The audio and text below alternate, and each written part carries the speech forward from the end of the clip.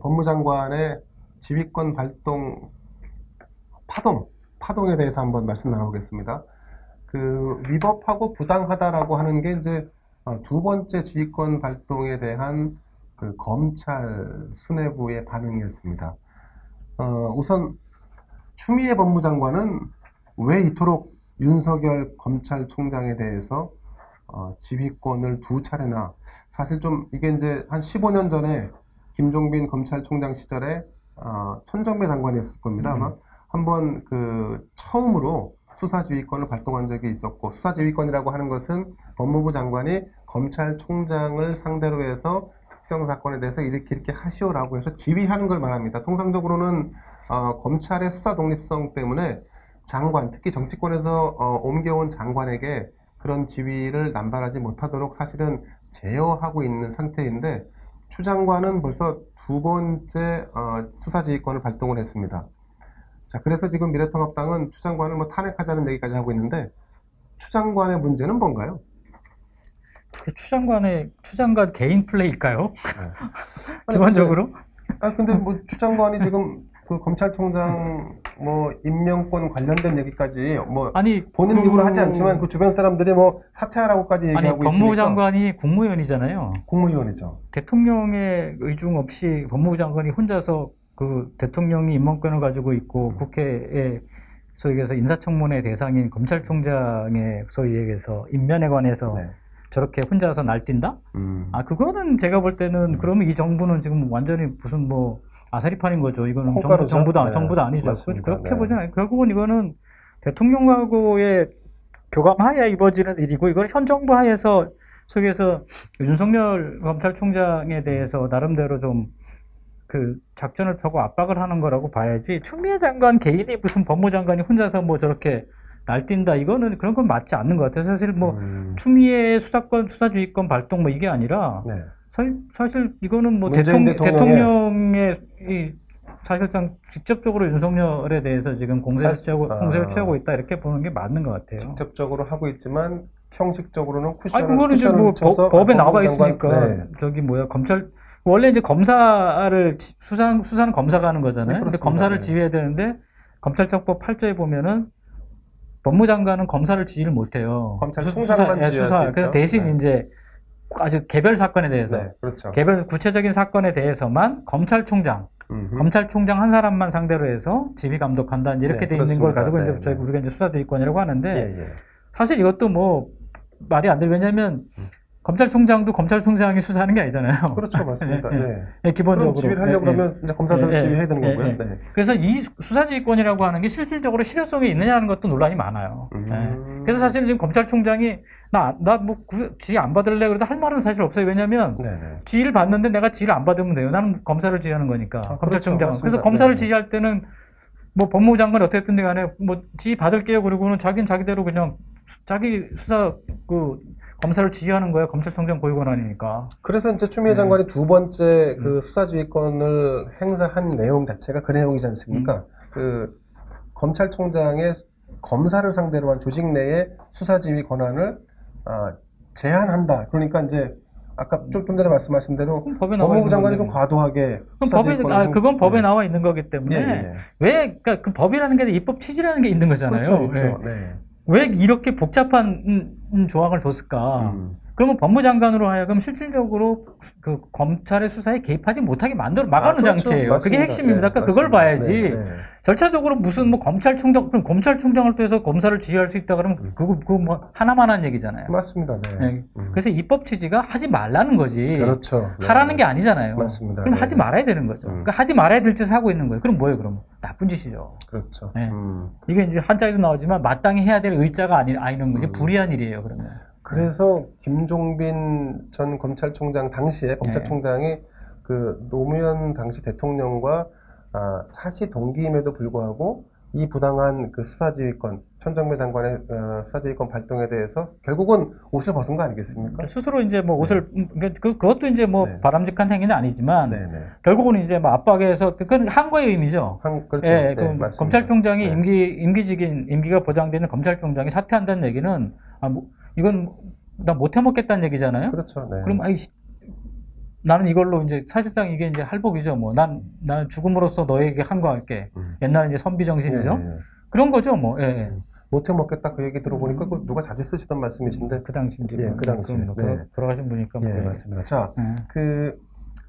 뭐 추미애 장관 입장도 있을 거고, 그러면 이제 윤석열 검찰총장은 또 어떤 선택을 할까요? 오늘 보니까 첫 번째 수사지휘권은 수용하고 두 번째는 제의를 요청한다. 그래서 검찰총장의 정당한 권리 행사를 할 수 있게끔 제보해달라. 이렇게 지금 아마 상황이 전개되고 있는 것 같은데, 검찰총장은 그만둘까요? 아니면 계속할까요? 저는 계속 한다라고 생각을 하고 해야 된다라고 생각을 들어요. 그만두면 안 된다? 네, 당연히. 뭐 오늘 그 기사도 있었더만요. 그 조국 장관이 옛날에 했던 말대로 치사하고 더러워도 버텨라고 예전에 윤석열 총장한테 얘기했다면서요. 네, 맞습니다. 그것처럼 지금 더럽고 치사해도 버틸 때라고 생각이 듭니다. 이게 자유민주주의 가장 소중한 가치 중에 하나가 삼권분립인데 그렇죠. 이거는 저는 도대체 어느 나라에 요즘 살고 있는지가 오히려 그 조직 내 문화를 개선할 땐 저런 방식으로 중앙정부에서 막 해가지고 하는 게 저는 아니라고 생각이 들거든요. 그 안에서의 기관 내에서 우리가 분립된 행정과 입법과 사법으로 나눠져 있으면 사법기관 내에서 안에서 자정 능력으로 바꾸려고 노력해야 되는데 그 위에 더 큰 권력을 가지고 좀 계속 누르는 거 아니에요? 그렇죠. 우리는 지금 문재인 시대에 살고 있습니다. 하여튼 어떻게 이렇게 되는지 모르겠지만 결국 좀 이렇게 하는 모든 일들 자체가 저는 문재인 대통령께서 임기 이후에 절대 검찰청 앞에 서지 않겠다라는 굳건한 의지를 저는 보이고 있다고 저는 생각이 들어요. 네. 뭐 역대 모든 대통령이 끝나고 나면 뭐 작은 문제든 큰 문제에 의해서 계속 이렇게 정치적 보복을처럼 또 뭐 이렇게 또 검찰들한테 그 앞에 가서 망신당하고 뭐 이랬던 것이 지금까지 계속적으로 왔잖아요. 아니, 죄를 안 지으면 검찰청 앞에 설 일이 없는데. 뭐 그렇게 쉬운 방법이 있는데. 근데 어쨌든 간에 법이라는 게 지금 다 걸면 좀 정리가 좀 돼야 되겠죠. 코에 보면 코걸이, 귀에 보면 귀걸이가 되는 상황이다 보니까. 그래서 예전에 노무현 대통령한테 당했던 그 수모를 다신 당하지 않겠다라고 하는 이 집단적 사고에서 트라우마의 일종의 나오는 전 뭐 공수처 설치도 그렇고 이 부분도 추미애 장관께서 하시는 저런 군기 잡기도 그렇고 저는 그런 차원으로 보여지고요. 다만 윤석열 총장께서 여기서 물러서게 된다면 진짜 이 자유민주주의의 이 국가 체계가 저는 흔들릴 수 있다라고 생각이 듭니다. 그리고 저는 또 한편으로 안 하실 것 같아요. 사퇴를 안 한다? 왜냐하면 윤석열 총장 입장에서는 지금 사퇴할 시점이 전혀 아니라고 생각이 들어요. 뭐 세간에는 대선을 준비한다는 소문도 있더라고요. 뭐 소문이 대선을 네, 준비한다라는 소문도 있고 더 큰 뭐 꿈이 있으실 수도 있는데 또 그걸 떠나서라도 이분이 뭐 듣기로는 뼛속까지 검사이신 분이라고 하는데 여기서 물러나게 되면 저들이 원하는 대로 다 정리가 될 텐데 사람에게 충성하지 않는 검사 윤석열 그 이미지를 끝까지 굳건하게 지키셨으면 좋겠어요. 네.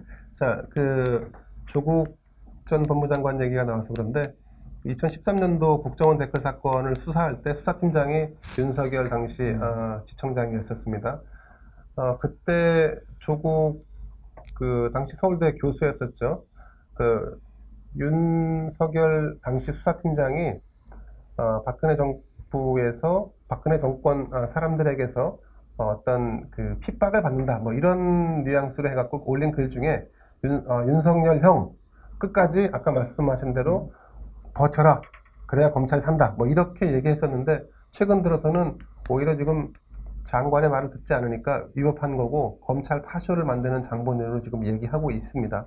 자, 그리고 윤석열 검찰총장이 한 가지 더 참고로 말씀드리면 대선 주자 선호도 조사에서 최근에 리얼미터에서 조사했었는데 두 자릿수가 나왔습니다. 그래서 전체 이낙연, 그 다음에 이재명, 그리고 세 번째 3위에 랭크된 적이 있습니다. 물론 대선 도전을 할지 안 할지는 뭐 알 수 없습니다. 자, 윤석열 검찰총장을 바라보는 검찰 안팎의 시각이 있습니다. 검찰이 결국 수사권 조정도 내주고 공수처까지 옥상옥으로 만들었고 그런데 이 상황에서 윤석열마저 지금 사퇴한다면 검찰이 종이 호랑이가 되는 게 아니냐 뭐 이런 시각이 있습니다. 근데 이제 우파 쪽보다는 이제 좌파 쪽이 가지고 있는 되게 독특한 성향들이 있어요. 예. 이게 약간 이제 자기 확신성을 끊임없이 추구하는 그런 게 있어요. 기본적으로 이제 이 모든 사태의 근본에는 조국 사태가 있는 거잖아요. 예, 그렇습니다. 지금까지 이제 소위 윤석열 총장과의 이 대립이라고 하는 부분들이 이제 표출되기 시작한 것들이 본격화된 게 조국 사태잖아요. 그게 그렇죠. 대표적이죠. 네. 그러니까 이제 소위 해서 그 지금 윤미향, 조국 이런 류를 보면 이 사람들이 가지고 있는 독특한 성향들이 있어요. 왜냐하면 이런 그 소위 위법 부당한 거, 불이한 일들을 개인적으로 했던 일들에 대해서는 작은 걸로 축소시켜요. 아, 그리고 본인들이 했던 것은 네. 그거는 격가지로 하고 본질적으로 이 사람들이 가지고 있는 가치에 대해서 끊임없이 그 살려주려고 하는 경향들이 아, 예, 있어요. 예. 그러니까 결국은 지금 이것도 검언유착이니 뭐 이렇게까지 나왔지만 네. 본질적으로는 이렇게까지 갈 일인가 싶은 거예요. 음, 법무부 장관하고 검찰총장하고 이렇게까지 가야 될 일인가요, 이게 지금?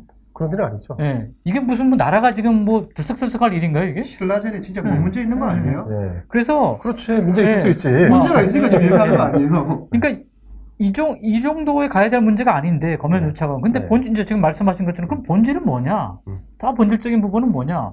그러면 이거는 이 정도까지 갈 정도면 대통령하고 직접 연결된 뭐가 있다는 걸로밖에 비춰지지 않는 거예요. 아, 예, 예. 그럼 고리를 일찌감치 끊어버리겠다는 거거든요. 손을 못 대겠다는 거란 그래서 말이죠. 윤석열 검찰총장 체제를 여기서 종집을 찍겠다. 종지부를 찍든가 아니면 검찰로 하여금 음. 더 이상 뻗어나오지, 범접할 수 없도록. 더 이상 뻗어나오지 못하게 만들겠다. 뭐 이런 액션 있지 않으면 이해가 안 돼요. 그게 이제 뭐 울산시장 선거 예. 개입 의혹 사건이라든가 뭐가 뭐 여러 가지가 지금 굴러가고 있죠. 굴러가고 네. 있지만 뭐 울산시장 선거 개입이야 뭐 선거니까 그건 뭐 다시 하면 되지만 신라젠 같은 경우 만약에 그것이 정권 차원에서 뭔가 벌어진 일이라면 왜냐면 수조 원에 관련된 거 예, 수많은 예. 사람들이 그렇죠. 관련된 그렇습니다. 거기 때문에 정권 차원에서 했던 일이라면 이거는 뭐 저기 노태우 대통령 이후로는 처음 벌어지는 일인 거죠. 그렇죠. 네? 천문학적인 또 금액이 또, 금액 자체가 네, 차원이 맞습니다. 다르기 때문에 네. 그러면 이 부분에 있어서 야당 입장에서 보면 지금 이제 뭐 윤석열 검찰총장과 법무부 장관의 다툼이 아니라 그러면 더 본질적인 부분에 접근을 해야 돼요. 그렇죠. 대통령을 겨냥해서. 왜냐하면 이건 법무부 장관이 개인적인 행위가 아니잖아요. 아니 그러면 이를테면 검찰 캐비넷 속에는 무언가가 담겨져 있을 수 있고 하지만 그거를 꺼낼지 말지에 이 기로에 있을 수도 있겠네요. 아니면 지금 더 칼을 어디까지 더 뻗을 수 있는데 네, 지금 네. 멈추고 있는 걸 수도 있고. 아, 예. 그러니까 뭐 검찰이라고 하는 거는 결국은 그 조정권은 검찰 고유 권한이니까 그렇죠. 그게 이제 검찰이 정치를 하는 이제 수단 권력기관이라고 얘기하는 예, 거잖아요. 예, 예. 그렇다면 그 가장 중요한 거면 그걸 갖다가 막고자 하는 사람들 입장에서 보면 제일 중요한 게 뭐겠습니까? 그럼 결국 청와대죠, 뭐. 그래서 저희도 뭐 경험해봤지만 청와대죠, 뭐. 그래서 그런 것 때문에 그런 검찰의 막강한 권한 때문에 검찰을 개혁해야 한다라고 해서 지금 민주당에서 강하게 드라이브 거는 거 아닌가요? 그 검찰 개혁하고 상관은 없죠. 아, 예. 상관없나요? 네. 그건 왜냐하면 어떤 권력기관이든 그걸 할 수밖에 없어요. 그거는 무슨 수로 못하게 막을 거예요. 무슨 수로? 네. 그렇죠. 무슨 수로? 네. 제가 예를 들어서 저같이 이제 미친 놈들은 네. 검찰의 모든 조사를 실시간으로 공개하자 뭐 이런 주의거든요. 너무 좋습니다. 네, 실시간으로 네. 공개하자. 그러면 아마 네. 이런 걸 할 수 없을 거예요. 그렇죠. 네. 네. 수사를 저기 증인 신문도 다 실시간으로 저기 공개하든가 아니면 녹화를 떠서 네. 언제든지 열람할 수 있게 하자. 저는 검찰 조사도 네, 다 네. 공개했으면 좋겠어요. 그러니까 그렇게 되기 전에는 이걸 무슨 수로 제어하냐고요. 네. 검찰이 가지고 있는 그 고유한 특수성인데 그 전 세계적으로 전 세계 어디나 똑같이 벌어지는 일이잖아요. 네. 미국은 이제 정보기관이 가지고 있는 거고, 일본도 이제 똑같이 내각 수사권에서 이제 수사기관에서 가지고 있는 것이고 다 가지고 있습니다 이런 것들인데 예, 예. 그거는 결국은 민주당이 가지고 있는 거는 지난번에도 조국 사태 때도 나왔죠. 검찰 개혁이라는 거는 그러니까 허공에다 뿌리는 거예요. 그러니까 할 수 없는 거를 하겠다고 하는 건 똑같아요. 그럼 검찰을 없애야 돼요. 개혁을 하는 게 아니라 네. 아예 없애야지만 가능한 거죠. 가능한 거다. 그럼 그걸 어디로 가잖아 했던데. 그렇죠. 경찰로 가든 공수처로 가든. 그럼 거기 공수처, 똑같이 네. 생깁니다. 예. 그래서 공수처가 사실은 그 정권의 수발을 드는 기관으로 전락하는 거 아니냐라고 해서 지금 우려하고 있는 거 아닌가요? 그 우려가 맞는 게 뭐냐면 검찰을 개혁하겠다고 다른 권력기관을 만들잖아요. 그렇죠. 그럼 얘네들 얘하고 똑같이 돼요. 얘네가 얘네들끼리 다투거나 네. 아니면 얘네가 둘 다 쎄쎄쎄해서 네. 더 개판되거나 그런 거지 권력기관을 많이 만들어 놓는다고 견제가 되나요? 그럼 이제 공수처를 견제하기 위한 공공수처를 또 만들면 되겠네요. 고공수처를 만들든지. 결국은 네. 이제 이런 것들을 많이 만드는 게 뭐냐면 이제 소위 해서 이제 우리가 1920년대 30년대로 거슬러 가면 네네. 예.